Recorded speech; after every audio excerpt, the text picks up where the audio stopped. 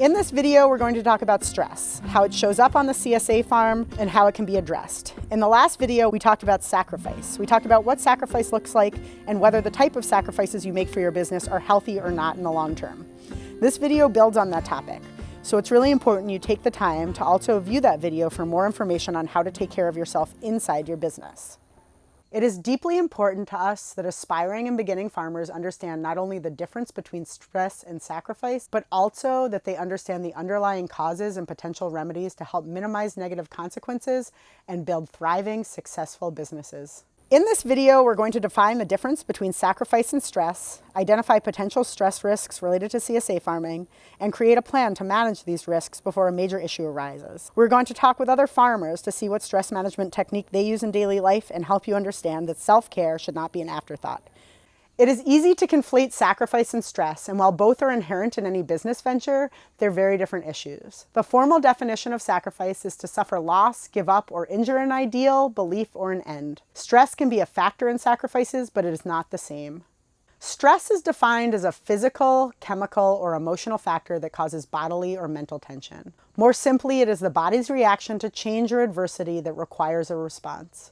Stress is a normal part of life and can come from positive events like buying a house or having a baby, but it can quickly become negative when a person faces regular, prolonged physical and emotional challenges. Stress risks permeate all businesses. Regardless of the type of farming you do, there are financial stressors of high land values, infrastructure costs, and the tight profit margins. Physical stressors can manifest as exhaustion or in some cases chronic disease. The intensely repetitive and physical strain of succession planting, cultivation, and harvest can result in overuse injuries and lifelong health issues. Climate extremes as well as pest and disease pressure can present recurrent environmental stressors. Environmental issues can impact CSA farms especially hard when extreme weather events or significant pest problems result in crop loss. More specific to CSA farms is the financial stress that arises from taking your income up front and then managing it over the season as well as annual cash flow cycles. But perhaps the most challenging and potentially damaging are the psychological stress around family dynamics, isolation, and intense production demands. Mental stress comes from overwhelming time demands, obsessive work patterns, or even the dread of an empty box syndrome, all of which can lead to depression, anxiety, resentment, or even self-harming behaviors. Of course, it doesn't have to be this way. One of my favorite quotes on stress management comes from the late Chris Blanchard, who always knew how to weave self-nourishment into a business's core function. At the Moses Organic Conference in 2020, he said, "You don't get balance, you do balance. It's something you're always engaging in." Farmers learn early on to make or break the importance of detailed planning. We've already discussed crop plans, succession planting schedules, financial planning, and budgeting. Just as critical, if not more so, is having a stress management plan. In general, a stress management plan can be as simple as setting aside time each day for self-care to read, take a field walk, meditate, or pray. It can also be more rigorous, like regular therapy or counseling sessions, a dedicated workout regimen, or recurring off-farm volunteer activities. The key is to put this plan into writing, and ideally to also reserve specific blocks of time on your calendar set with daily reminders. To help you understand what this can look like, we can talk to a few different farmers who will all provide detailed examples of hands-on strategies for how they manage stress on their farms. Farmers are notoriously self-care challenged, putting the needs of everyone and everything ahead of themselves. For me, it really took becoming a grandma to just pump the brakes on the stress train wreck that's a CSA farm. Chronic pain, osteoarthritis were all stress responses to overuse and really obsessive work pattern. I've learned that self-care cannot be an afterthought.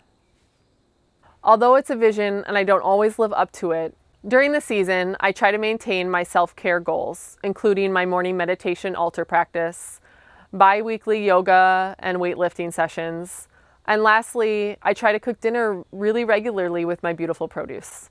I try to set and keep daily work hours. For me, that usually means 8 to 5, Monday through Friday. I try to remember that relying on my relationships makes everything easier.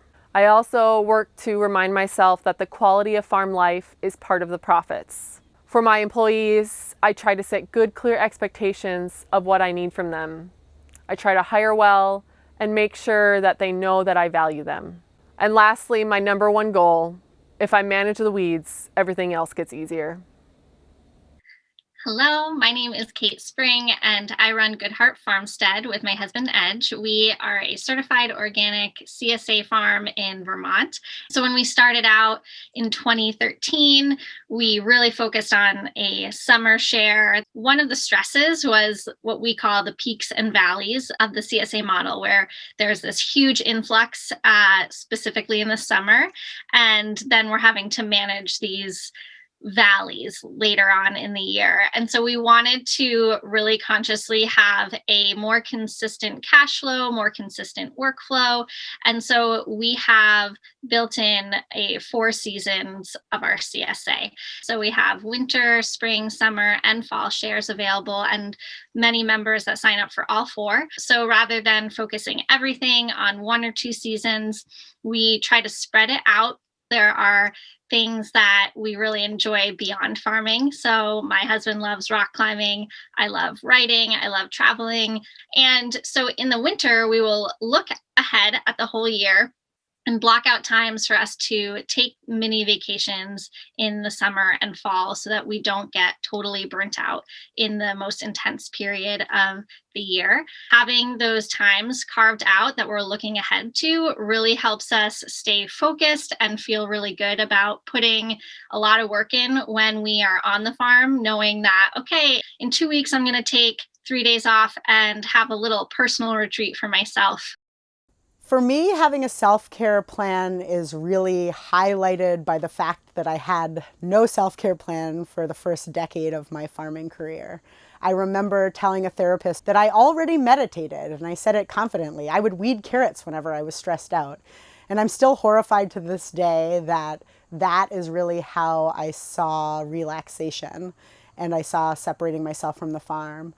And so my self-care now has looked like a lot of different practices, but it's really embraced the things that I need as a person. One of them is scheduling friend dates. I really need time with friends. I'm very extroverted, and farming can be psychologically difficult for me since a lot of my time is spent alone. Another one is scheduling time with my family off the farm. I've really embraced the fact that I cannot relax during the peak of farm season while I'm at home. And so that means hikes and biking and swimming and lake visits. It means scheduling mini vacations during all seasons of the year.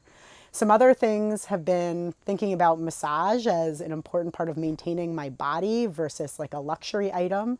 I started doing yoga several years ago, and it's something that I definitely kind of mocked before, and it has been really important to maintaining my body so I can continue to do this work, and it's also psychologically relaxing.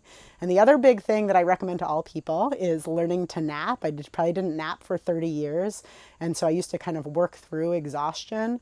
And so really taking time when I'm actually tired has been a really revitalizing thing, and I end up feeling better, being less stressed, and also being a kinder person to be around. After watching this video, take time to reflect on the stress risks inherent to CSA farming, and especially those relevant to you personally. Ask yourself some questions. How have I handled stressful events both professionally and personally up until now? Do I prioritize physical and mental health care? Do I have a support system in place, counselors, therapists, farm mentors, friends, especially during CSA season when I feel most overwhelmed? Honestly evaluate what you consider effective, enjoyable stress management techniques and be open to adopting new ones. Use the accompanying workbook to begin outlining an actionable self-care plan.